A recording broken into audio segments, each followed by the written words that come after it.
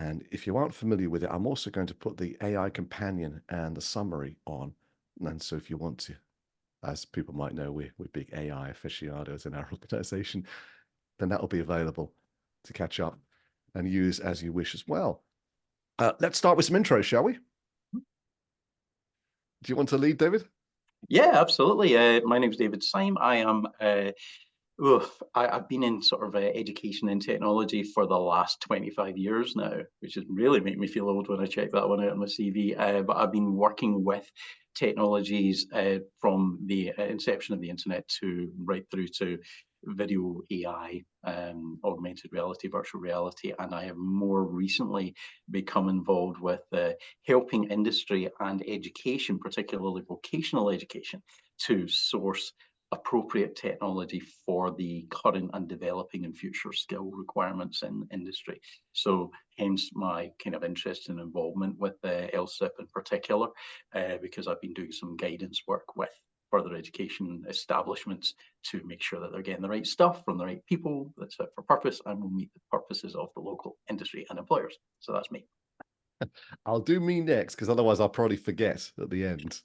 And people will spend the whole thing, who was that? Who was that guy? So welcome, everybody. I'm Richard Foster Fletcher. So I chair MKAI, and my colleague Alex, the other Alex that we had earlier, whole meeting of Alex's, didn't we, earlier on? And we're morality and knowledge and artificial intelligence. And we focus a lot on the innovation side of AI, but also on the ethical side of AI. So you might find us doing forums or even advising the UN, as well as the work that we do to bolster the FE sector primarily. Work with Capital City College Group, West Herts, MK College Group, Bedford College Group, got some stuff planned with Petrock. And what do? We've been training teachers and leaders on harnessing AI effectively. We've been doing courses out into the business community funded by the colleges, in the case of Capital City College Group, by the Mayor of London. And we're hosting, amongst other things, conferences. So I'm with MK College tomorrow. We've got an AI symposium that we're hosting. We've got KPMG, Microsoft, the OU as visiting presenters, doing the same thing, or similar thing, I should say, with Bedford College later this month as well. Again, so we're quite adept at planning and co-hosting those kind of AI forums. That's probably as much as useful to say. I'll turn to Alex, and then we can find out a bit more about who's in the room.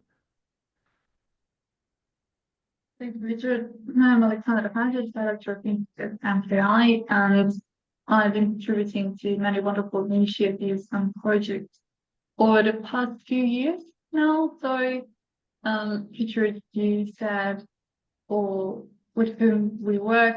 So, I carry with me only the most beautiful memories from the project for MK College and the latest course of the project for Capital City College work. So looking forward to all the new ones.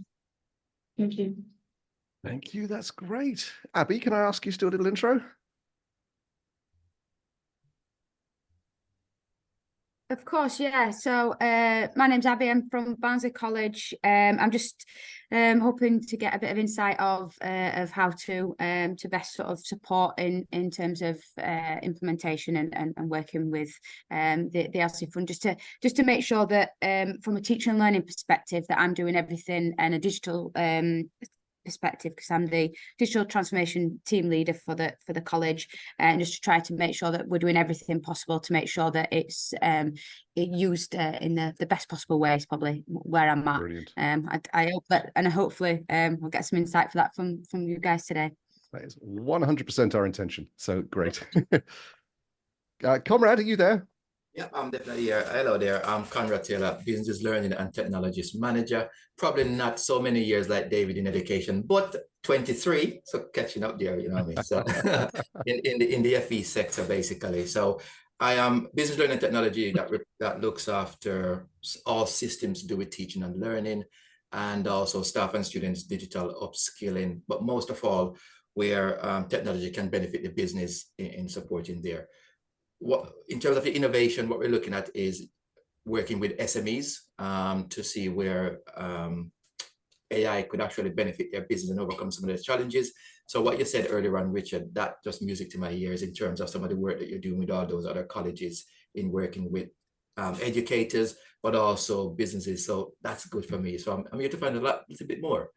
And Excellent. And we are your humble servants, Conrad, if there's anything we can do together. Thank you very much. Clifford, how's your connection?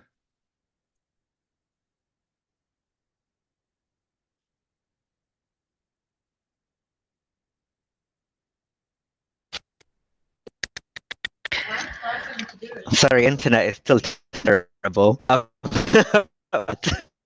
Technology, I work with London College groups. I don't know if you can hear me, but I manage the SE department. So, and I actually had another meeting very early this morning about service, innovation, and everything else. So we're trying to introduce virtual reality and enhancing AI with regards to our STEM students. So hence why I'm Great. I think we caught most of that. Thanks, Clifford. David? You could hear that okay?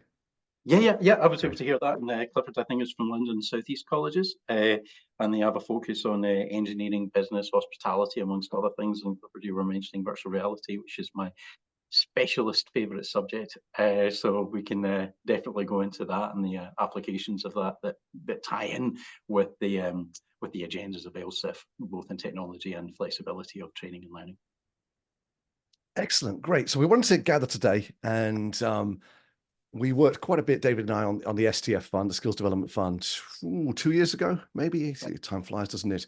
And the major risk, obviously, as you might expect, is that it's quite easy to procure systems, applications, hardware, and so on that, let's just be honest here, end up gathering dust. And there's a lot of reasons that can happen, and it's not usually with any intention to do that. So there's a level of sophistication needed around using this money well, which of course comes from all of us in the first place, that I've seen David and his team do very well. We've partnered with them in terms of making sure that these application system platforms are used and get in the hands of the right people. But and David may or may not want to talk about this, but he gave me one example of how he'd actually saved one college £2 million on what they were going to spend to get them pretty much to the same place. And and I've got a background in data, and I worked for Oracle for 5 years. So we all know the kind of pitfalls in making sure the integration's there, that the security is there, the domain access. And then even in the case of, I think there was one great application used by a college that we were working with. It was fantastic, but it was from a small company in San Francisco. And it just made the support very difficult. Obviously, they never met them. And it didn't get used as much as we'd like to have done. And it was very difficult to do that. So I don't know, David, I don't want to put words in your mouth, but it's these kind of things that concern me as we go into this next round of opportunity. Yes, from my perspective, there's several aspects to this which they don't get overlooked, but I used to be in further education myself as a lecturer, so I'm only too aware of how time poor pretty much everybody in the further education sector is. And this is quite a knowledge intensive kind of industry to get involved with. Even if you do it every day, every minute of every day like I do, it's still a struggle to keep up. So being expected to do this as part of your already ridiculously over busy job is, a hell of an ask. And it's easy to get it wrong because things technologies appear and disappear at almost the same rate. They become obsolete, the support vanishes, the companies that have the technologies vanish, or we discover through changing legislation that they can't be used anymore.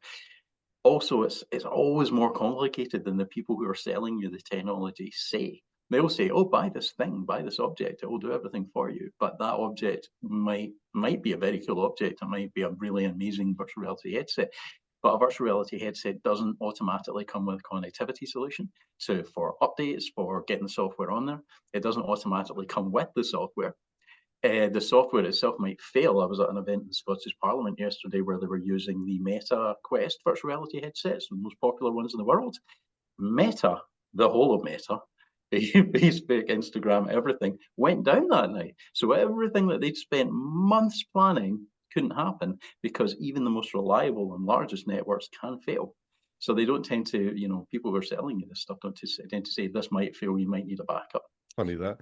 Yeah, yeah. So, and I felt like saying to the guys, if you'd come to us, we would have been able to. But you know, these are the kind of challenges that you're up against, and the people that give you the information are frequently the people that have an agenda of selling you the thing that they have, and therefore they'll make it seem like it's a full solution when it's not. It's always more complicated than that. And we've spoken about this before, Richard. The requirement to have kind of a dispassionate intermediary who will go, right, what is the thing that you actually need? What's the outcome? Who's going to be using it?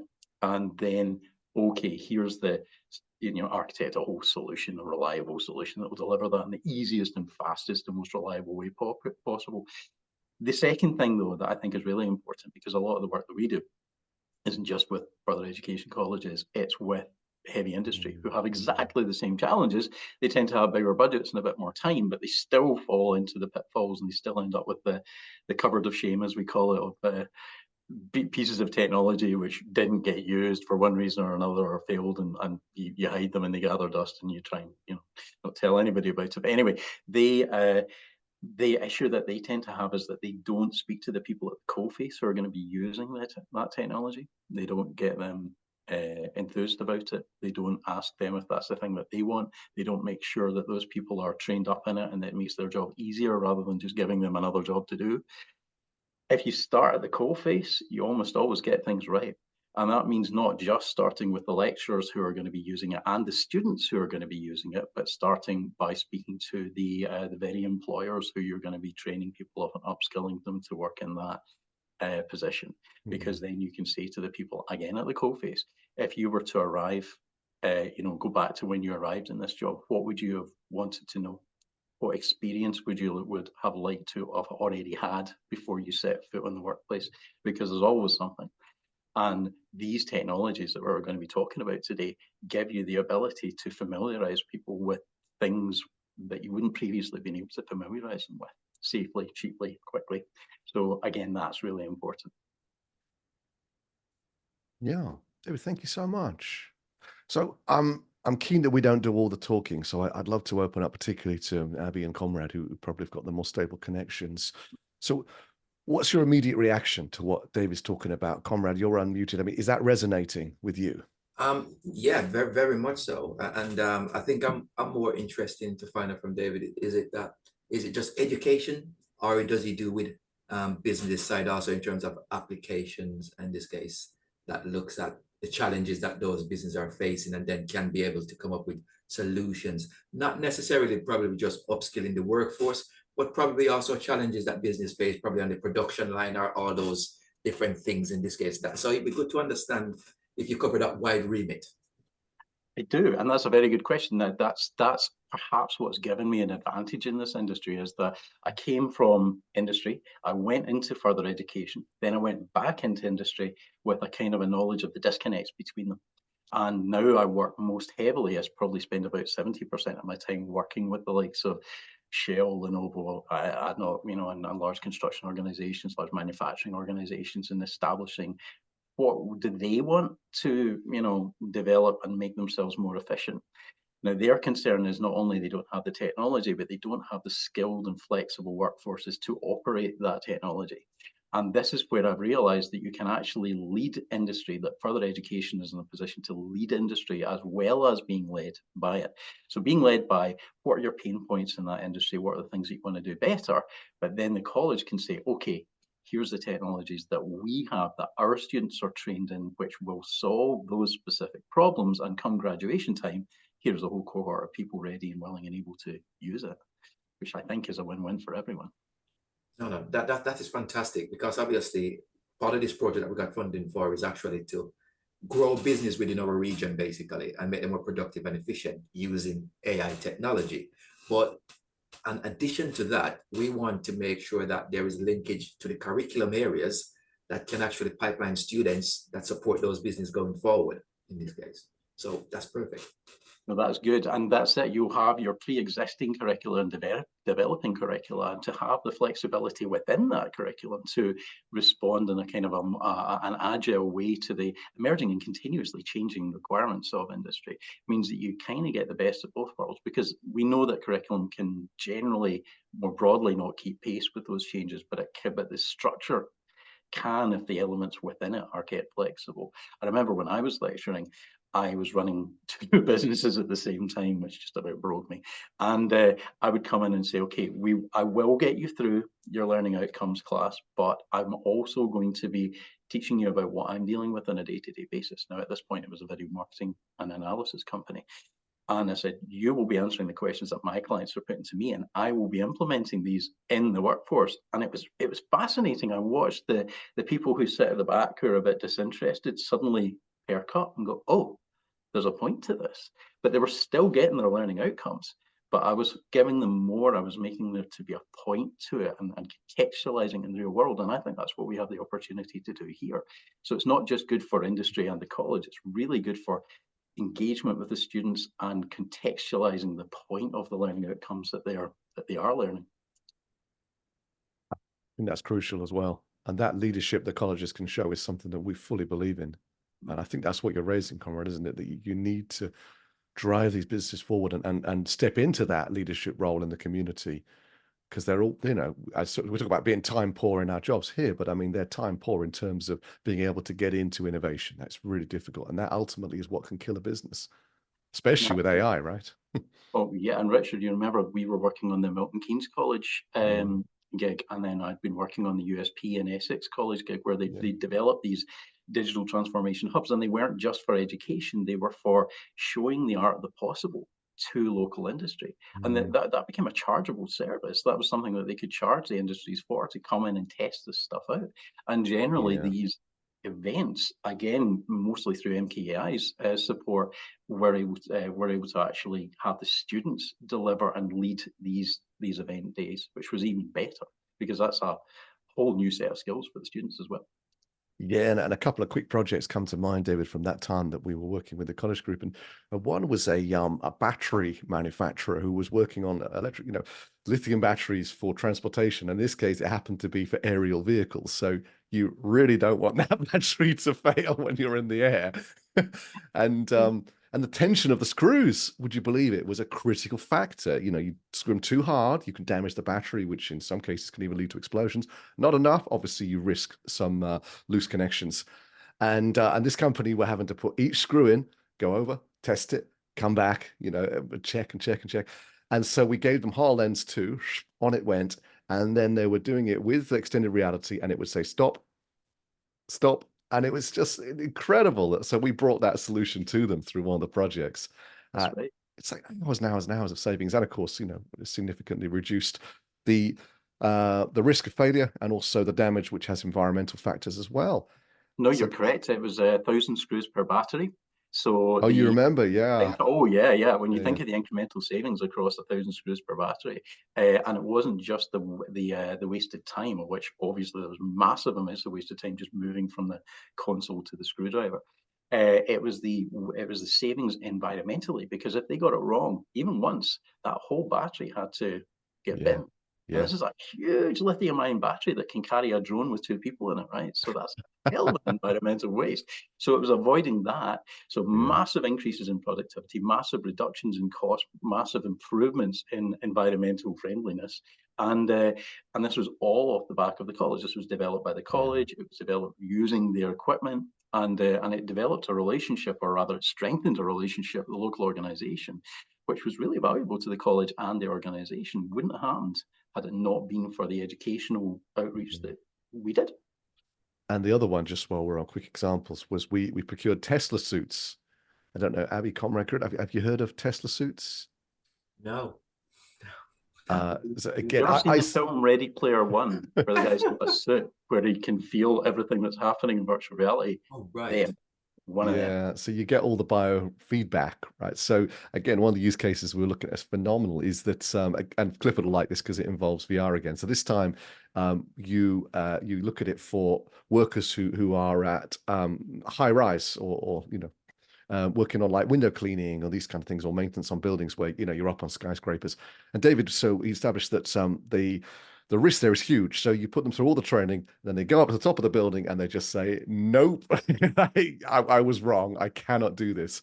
So instead, You put them in the VR, you send them up in virtual reality up to the top of a 30, 40-story building. And then, of course, you measure what happens, and you measure in the suit what's actually happening in terms of heart rate and so on. And I'm sure David will add some complete, more of the details here. And it works because you then combine it with some machine learning algorithms, which say, when you get this response, 95% of the time, it means they will not be able to do the job in reality. And I think the cost was something like £15,000 per person when it failed, in terms of all the training and the recruitment that had gone into it. Right. And you could get that down to almost nothing, an hour maybe, working with the That's technology. right. And not only that, but the suits themselves were quite expensive and cumbersome. But now, of course, the technology has developed, so you can put the same sensors in a conventional virtual reality headset. Put the person in a virtual reality environment where they're up high, which I don't know if you've ever seen the kind of viral videos of people walking the plank in virtual reality and they can't do it. It's very realistic. Now you'll get people who will act cool as a cucumber. They're good at acting like they're not scared, but they are scared. Now that means that they're still in amygdalic mode. They're still in fight, flight, or freeze mode. They're not in learning mode, and they're not in rational decision-making mode. So you can't have that, even if the person can fake that they're all right with working in confined spaces or heights or underwater. You need to know that they are calm. So these things can actually tell you whether that person is or not. And it doesn't just preclude them from going into that workplace. You can desensitize them to the thing that frightens them. You can get them to a level where they are comfortable with it, usually through giving them control. If you ever do play with the Walk the Plank challenge, there's an option where you can have jetpack hands, and then you're flying around even higher than the plank. For some reason, that isn't nearly as scary, because you're in control, as is the case with many phobias and fears. And then when you go back to the plank thing, it's easy. Now that whole process takes half an hour to desensitize. So you're basically rendering people fit for a job that they were not fit for within a very short period of time. And we could do this all day in terms of where the colleges have shown leadership. And I see, Clifford working with SEND. I mean, we've desensitized young people to escalators in London, which could be terrifying the first time they go. So anyway, I mean, probably enough of that, but there's loads of ways that colleges are phenomenal at leading businesses. And I think it's brilliant. Abby, is this resonating with you? Are these the kind of things on your mind? Yeah, so I suppose it is trying to think about what's going to have the biggest impact. It's really interesting, obviously, that you're thinking about how simple some of those solutions were, and how technology and using that has really sort of enhanced that. So yeah, it's so interesting. And yeah, I suppose, like I say, I'm just trying to think about how we can make sure that we're trying to prioritize those little bits to make sure that we are giving the learners ultimately the right the right opportunities. So yeah, really interesting. Some of those I mean, the battery story is just insane that it was just so that simple. So simple. Yeah, crazy. So just to ask a question. Yeah, please. Do you work across, obviously from the education sector? Yeah, there's different curriculum sectors, but in terms of businesses, do you work across different sectors within business also to come up with solutions to meet their challenges? Yeah, yes. This is one for David, but the research part's really critical. So do you want to dive into that, David, about understanding what the needs are in your community? Yes, absolutely. My original background for my sins was in marketing, which is, the misconception is that marketing is sales, but it's actually research. It's about 70% research before you put any pens to paper, because it's about learning what people are doing. And I've adopted that approach throughout my professional career, right through to education, learning as much as I can about the requirements before I do any content delivery or development.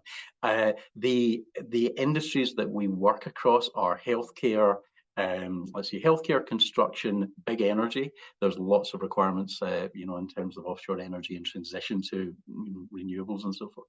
So what we're really doing is reskilling pre-existing workforces and then upskilling local communities so that there's other jobs for them around the world.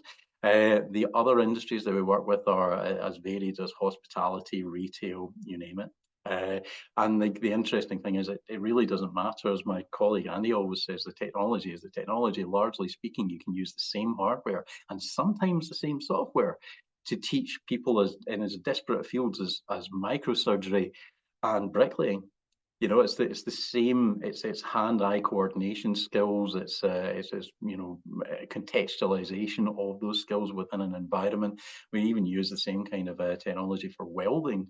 It's funny because welding is not. You wouldn't think of that as a high technology, requirement or industry, but every industry has a requirement for it, from maritime to offshore wind to construction to you name it, right? And there's a shortfall of, I think it's something like 10,000 welders in the UK. And this is going to be a shortfall which will be ongoing. Even if we meet that each year, we're still going to be 10,000 down every year for the next 10 years. And there is absolutely no way that that can be delivered conventionally. Even if you could deliver that with conventional welding equipment, it's horribly bad for the environment because of the amount of metal waste, gas waste, power waste, gases given off, etc., etc. Whereas you can actually install augmented and virtual reality machines which can do a good 2/3 of the training without ever wasting any gas or metal. So they pay for themselves very rapidly. Oh, thank you very much for that, because I've got a demonstration tomorrow of virtual welding and also automotive body painting. Ah, cool. In Yeah, this yeah. case, but as I said, that's just a demonstration to see whether we go down that route. But no, definitely I can see where we could work with yourselves going forward and take Awesome. that forward in this case. No, great. It's great to know You're that gonna love. you've You're done that gonna wide love spectrum. You're going to love the spraying one, because if it's the one that I think it is, you'll actually be able to see how it's that accurate that you can actually see how the texture of the paint changes and shrinks over time as it's drying, and how the colors change. It's mind-blowingly accurate. And the welding ones have been developed over the last 15 years with welders. So they sound exactly right, they look exactly right. Even when you get little spatters of solder going, it's all accurate to the physics. It's just mind-blowing.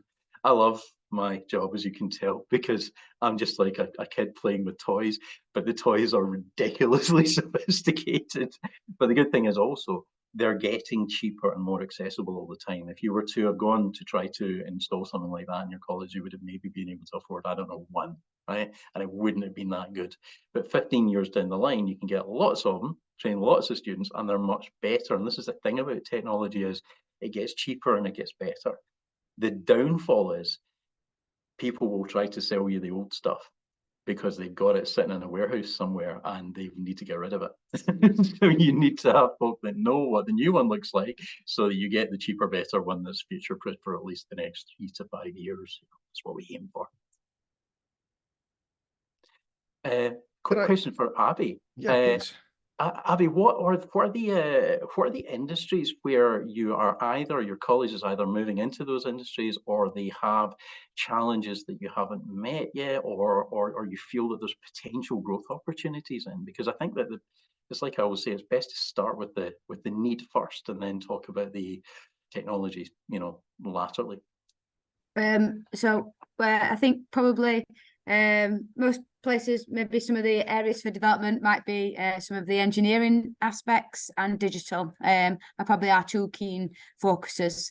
So like the computer science, digital aspect, and engineering, it'd be two areas that we're looking to enhance. Awesome. Okay, so with regards to your engineering, are we talking mechanical engineering or electrical engineering, aviation, or automotive? So it's I'll say that again. Mechanical engineering and electrical are our two areas, but we automotive as well. But the main two will be electrical and mechanical. Gotcha. Okay, well, where you have the advantage here, and Conrad will be well aware of this, or this will be why you asked to get the demonstrations of those two units that you were talking about, is the waste of materials, or access to materials in engineering. And then there's the safety aspect. So, if you're getting students, particularly younger students, or people who are just beginning, and you're saying, okay, I need you to start working with CNC lathes, or, large cutting, equipment, that's hella hazardous, and also you need access to old cars, you need access to sheet metal, you need access to high powered devices and so forth, and then you need access to the space to do that within, with the appropriate ventilation, the appropriate fireproofing, all the appropriate PPE.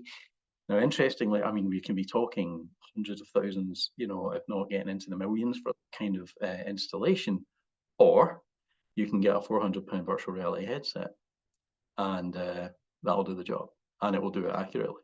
You know, now obviously there are aspects of kinesthetic learning and tactile learning. That's my sign language for tactile learning. Whether that are really important as well, because you're not just doing stuff with your eyes and your ears. And if you were, you know, sat in your hands for ages and gave yourself pins and needles, you wouldn't then get involved in a welding job or a cutting job or a spraying job, because you wouldn't be able to do it right. So it is important to be able to feel what you're doing. But there are peripherals for that as well. So there's ones where you're actually working with the, let's say surgery, for example. You're working with a thing which matches the resistance of your scalpel or your needle. But similarly, there's similar pieces of equipment that can do that for mechanical engineering. What I particularly like about electrical engineering is that you can make it fail in a very realistic and frightening way. so people actually have that fear response of, I really do not want to be, you know, connecting these two anodes or whatever to each other, because that caused an explosion last time. Now, of course, it didn't cause an explosion, it caused a virtual explosion, but to their mind, it really happened. And therefore, they have a lesson which really resonates and stays in their brain much better than watching a video about it or reading about it in a book. There's a theory that when you have near-death experiences, the reason that your life flashes before your eyes is that your brain is desperately looking for a time when you went through a similar experience and survived it. And we found that with offshore oil and gas, applications of that same kind of lived experience training in virtual reality was vital for things like emergency egress procedures in a fire or something like that, changing it up, making it real, so that when it really happened, they would go, I know what to do here. I know where to go, and I know how to respond if this thing collapses in my way and I've got an alternative route. Whereas previously, they got a laminated piece of cardboard in their bunk that says, here's your exit routes. That's not going to be very useful in the real world situation. So engineering is key. Now you mentioned computer sciences as well. This is one that I find fascinating, because there was this huge move to get everybody coding. You know, a few years ago. Oh yeah, everybody needs to. It's the thing of the future. It's kind of not, because it's a bit like, think about the world of automotive and cars and things. You only need so many mechanics. You only need so many people that can build engines from the ground up, but you need a hell of a lot of people that can handle road traffic management, interiors, user interface with your car, valeting the thing, you know, tires and painting. And there's so many different aspects to cars than engineering the car, which is actually quite niche. And that's kind of what coding is. Coding is engineering the base of it. And even that is increasingly being done with artificial intelligence, or being done in automated sort of kind of pre-bricked modules where you're effectively just constructing a program out of Lego bricks. It's niche. Whereas there's a huge range of careers around the things that have been developed, which creates more employment and creates a wider range of potential skills that can be taught at colleges usefully, and leading, you know, up to your kind of level 4 employability levels. So that's and again, that's contextualizing in the real world. And that's where these technologies can really come in. Rather than just saying, right, sit in front of a screen and look at some numbers, and at the end of it, you might have a program. You're going, what's this going to be used for? Where is it going to be used for? Is it IoT? Is it operational technology? Is it information technology? Is it going to be used in a vehicle? Is it going to be used in a smart home? And therefore, what are the requirements? You can contextualize and train people to build things that are fit for purpose with the technology that either already exists or is developing in the background. When we were demonstrating those, David, it's probably worth mentioning that we were using the students quite heavily as well. Mm-hmm. So we were either on the day or beforehand, we're gathering about 10 students together. One example was Matterport, wasn't it, that we did? You know, do you know Matterport, Abby? I've heard of Matterport, yeah. Yeah, okay. I won't explain it then. And so, yeah, we spent a couple of hours with the students, and they were learning all about the device and how it, you know, it collects the visual imagery and how you map that and use it and so on. And then they just went for it, and they were showing these business leaders and CEOs how they could use it and the use cases, and they were showing them the equipment. And for me, that was sort of a perfect storm, really, where the equipment was getting used. Local businesses were looking to borrow it, hire it, come on site, use it, coming up with different ways of using it. And we were showcasing the students, and suddenly, business leaders were going, "Oh, well, they're very talented." It's like, well, yeah, why don't you exchange contact details? I mean, it's because, could this person help you with the project? So it's beautiful to see all those parts coming together, wasn't it? Absolutely, because the students will come up with ideas for use of the technology that we would never have thought of.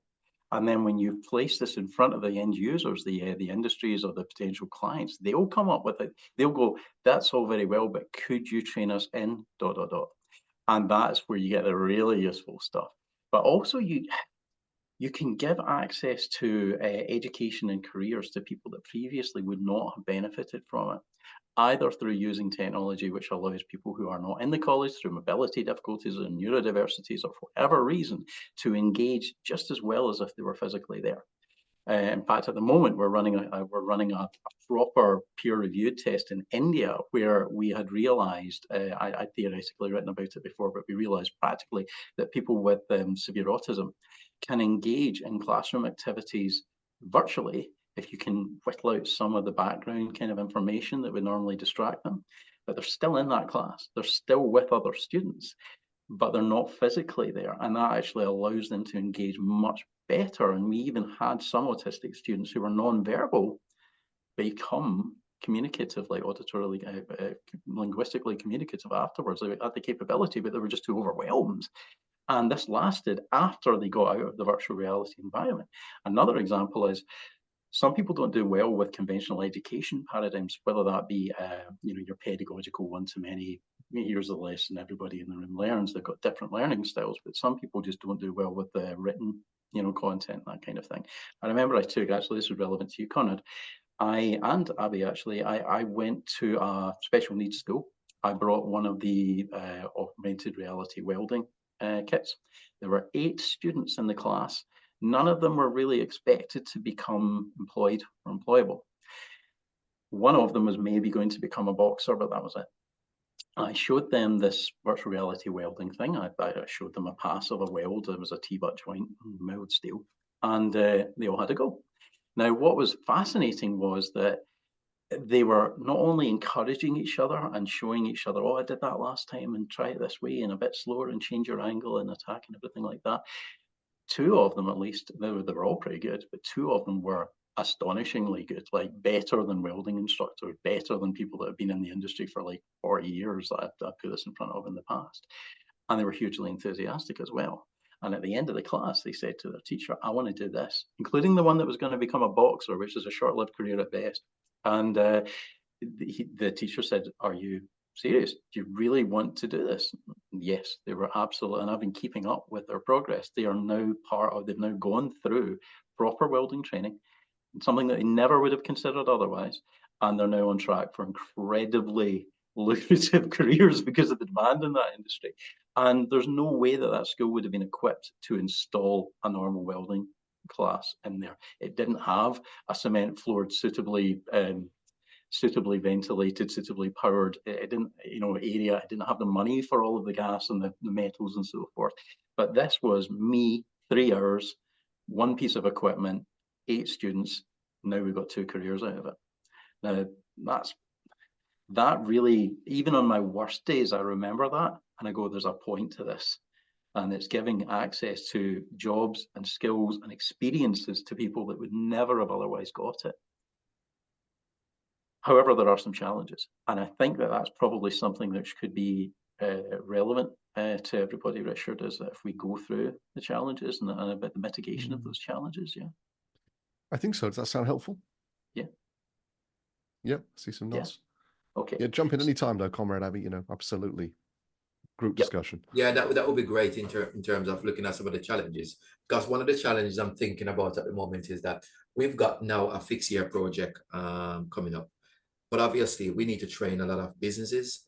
And in terms of identifying the tools, if we're going to train businesses, do we need to buy X amount of licenses as an institution to then train those businesses? You know what I mean? So those are the questions that I'm just thinking about, basically. Because if, as you said, if they suggest certain solutions and we then need to upskill those business with those solutions, when they come to us at our institution, they need to have access to those type of tools in some aspect. So how do you overcome those issues? Conrad, when you are delivering, I think I saw that your college delivers a modern apprenticeship training. Well, yeah. So you're going to be doing stuff on site with the businesses as well as for some of those businesses, yes. For some, obviously, for this funding round, it could be new businesses that we're not doing any apprenticeship with, right? In this case, so it could be vice versa. Two of those. Cool. Well, what you probably want to go for initially, particularly with hardware, is hardware that's portable.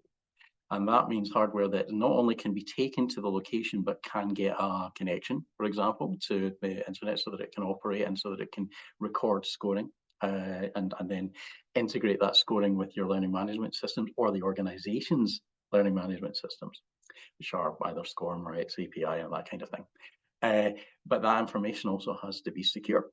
So you need a number of things. You need either let's say we'll keep it simple. Let's say it was a box full of virtual reality headsets.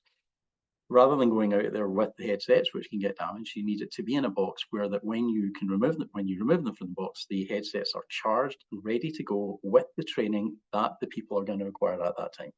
Because if there's any friction points, you end up spending most of the lesson getting the thing ready for people to use, by which point you've lost engagement with them, or it's doing it one by one. So some people are ahead and some people are behind, which is just a nightmare to deliver that kind of training, right?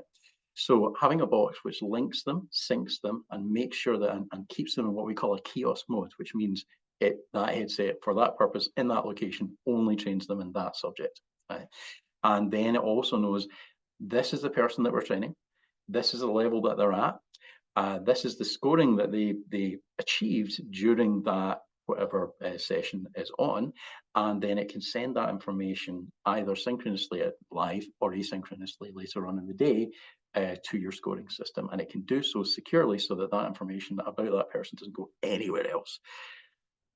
Then you've got the charging, so you need to make sure that the devices are charged, and you also need to make sure what happens if this box or one of these devices goes missing.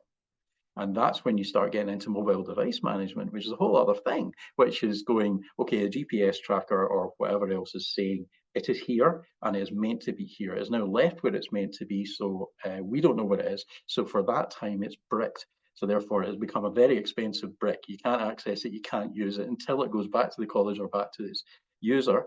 And in the meantime, we know exactly where it is, to within a few inches, so we can track it down. And there's a big sticker on the box saying we know exactly where you are, thereby reducing the likelihood that the thing gets stolen or that people even try. That's just a box of headsets. That's one of the simple ones. Now, in terms of the utilization, you mentioned, do you need to get licenses for this? Now, there's different ways that you can do this. You can either do a per seat basis license, and that means it's just like how many seats you have in a bus or in a classroom. You could have 10 seats in a bus, and you could run that bus 10 routes, and therefore 100 people have been on that bus, but you were still only paid for 10 seats. Same with a lot of virtual reality things, where if you know how many people are going to be using it at the same time, then you just pay for the maximum of that. And that's usually an easier and cheaper way of doing it. Some developers out there have got really beautiful suites of workplace virtual reality. It's already pre-existing, it's already fit for purpose, it's already industry accredited, but they will try to charge you per user. That's going to get expensive.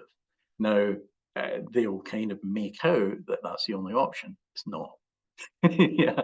So again, when you're taking your advice from the people that are selling you the equipment, or even the people who are reselling the equipment, they'll just tell you what it takes to sell you the thing that they're selling you.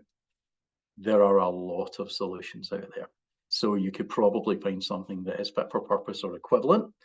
Or if you can't, you can say, well, I'm going to go with these other people that will do on a per seat basis, unless you can change your agreement with us. Now, they will change their agreement with the college. There's enough users that's worth their while. They want to be involved in education because, as we described before, they are not just selling it to you and your students. You and your students are selling it to local businesses. So there's ongoing trade that they can get from this. They realize that this is a means to an end as well as an end in itself. That gives you considerable leverage. And speaking of leverage, you can get considerable educational discounts if you ask for them. Richard talked about the 2 million saving that we made. It was actually 3 million saving that we made over a 5 million budget. Right? So that's more than a half. And how did we do it? We spoke about volume because it was a 10 college gig, but we also said, this is education. What's your corporate and social responsibility budgets? What can you do for us? We can go elsewhere. And you would be surprised how much the prices can go down. And that can pay for, well, obviously more equipment, but it can also mean that you can get an increased level of support. I.e., when things go wrong, you've got a 24-hour person that you can call who can actually get into the gubbins of the machine even remotely and fix it for you, which again is vital, because you, your institution, your IoT people, your IT people, but also your lecturers in particular, do not have time to be fixing this stuff. You need the people that are selling it to you to have that in hand. And that can be done. And again, if they can't offer that, be wary or find a third party who can handle everything. There's organizations out there that would sell you, let's go back to the VR headsets. They'll sell you the virtual reality headset and the box and the mobile device management solution and the support and the software. Now, they're not the root source of any of these things. They just bring it all together. But that makes your life a lot easier. And it might cost you more, but it might not, because they can get economies of scale from their suppliers, yeah. And so therefore, if they're buying lots and lots and lots of everything, they can sell it to you cheaper and you get better and simpler without any of the hassle, and it doesn't cost you anymore. So you know, there's win-wins out there as well. We don't tend to do the hardware stuff, but we will find the people that can deliver that, architect the solution, work out whether they can do it as a package, or if not, we'll find you people who can. But that's just for things like VR. Richard, you had some, you'll have been speaking to people about the applications of artificial intelligence in this way. Are there any kind of similar analogies that you can think of for AI? Because obviously that's going to be a big part of education going forward. Yeah, I'll just pause just to check for comments and questions before I leap into a new topic. Abby, Comrade, thoughts? I don't know. I'll let Abby go first. Yeah, I think yeah, the complexities that you mentioned are, you know, real. In terms of like where we're looking at for some investments, the software aspect and the, you know, the point you just made about per user. We've just had a quote that's quite significant for potential some VR to utilize, and it's like, it just then becomes a bit of a minefield of figuring out, well, is that the right way to go about it? Is it just easier? Is it better doing it that way? So yeah, it's a lot of responsibility to make a decision that actually, you know, it's a lot of money to spend, but are we going to get some, is that going to be the best use of that money? So yeah, that is the difficult part of it. And I was just going back to a point you mentioned about possible using you know, software that's potentially on different sites or away from you know, from the college. We're looking at potentially something that goes across colleges, so from one college site to another college in the local area, and that is something that trying to figure out how the best to implement that is becoming a challenge. I have no commercial affiliation with David, but he will cost you this and save you this. I promise you. Just talk to him. Thank you. Checks in the post. Not at all. Yeah. I just seen your work, David. This is just, no, it's just how it is. Definitely, we'll make contact, David. Definitely, because you know, I mean, there is, for me at the moment, there is two aspects. One, which is within college, basically seeing how we can elevate our usage of AI plus VR, AR. That is something that we want to look at across different curriculum, specific in this case. But also, there's another side where we're now working with SMEs in a different aspects in terms of innovation and overcoming them challenges with technology. So as you can see, there's two strands that I've got here, but definitely I can see where what you're saying could benefit some of the work that we're doing in this case, or even that at the moment, yes, just like Abby, we are actually getting quotation from different companies. I mean, I've got one from one company basically where we purchased the software, but then they said you can only put it on 10 devices. But wait a minute, we purchased that software, but you're restricting it to 10 devices. So it's those type of limitations that we do want to overcome and better solutions basically. So I'm definitely keen to actually have a discussion further to see where we can collaborate. That's great. Yeah, we've come in kind of late in discussions before with providers, and we've just sat down and gone, mate, see that thing that you just said? We know that's not true. You know, so Look, what they can got you dollar really signs in do? their eyes, and that's fine. And that's why I think you need an intermediate level layer, sorry, that is far more concerned about risk and well-being and so on. The And thing that I don't get is that a lot of the time with the organisation, like for instance, we're in the process of being taken on by Lenovo to work with their salespeople and their clients on like heavy industry level, like edge technology and construction and that kind of thing. Now, their salespeople are incentivized by sell this thing or this block of things, and you will make this commission. And that's it. They don't tend to think in the long term, so they do what we used to call churn and burn, which is get the client, sell them a bunch of stuff, move on to the next client. That's the quickest way to make your commission if you're a salesperson. But Lenovo don't like that because it doesn't get them long-term sales. The same thing happened with the RealWear headsets, which are an augmented reality headset, which are sitting in a whole bunch of offshore assets at the moment doing nothing because the people who sold them were incentivized in the wrong way. They were incentivized to sell lots of units rather than sell a solution. So what Lenovo want, and what a lot of the clients that we work with want, is they want long-term thinking. They want somebody who's got a plan for what are you going to do with this? How is it going to benefit us? How is it going to reduce costs or increase productivity? And therefore, the same client will come back next year and buy more. And that's what, or they'll be able to upsell or cross-sell to different pieces of software and different pieces of equipment, etc., etc.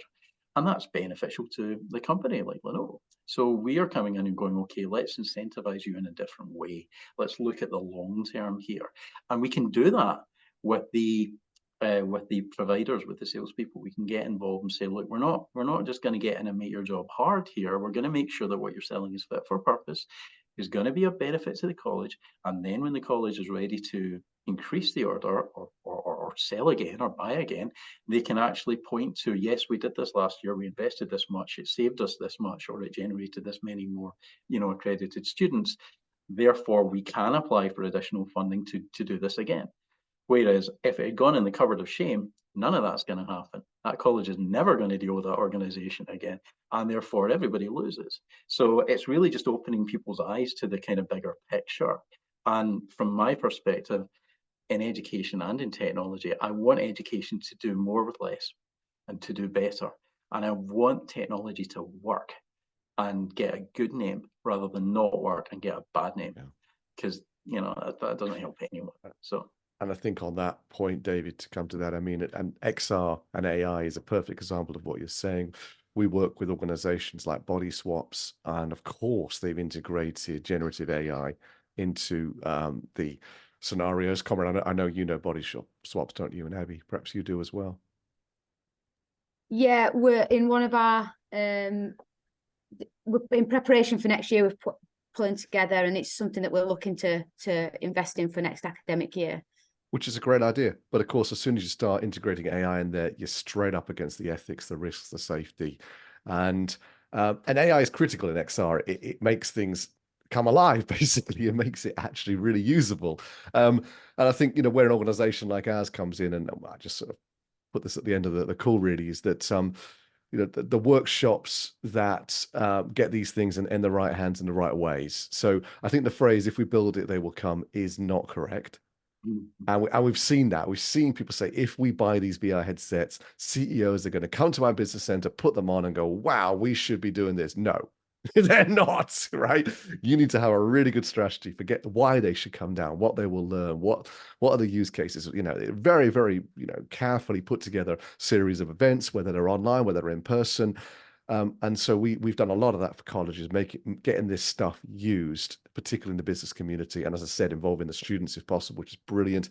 And of course, integrating all of that into, and Conrad knows that we know about this kind of stuff, into the ethics of this, and making sure that we understand the risks and the harms potentially of how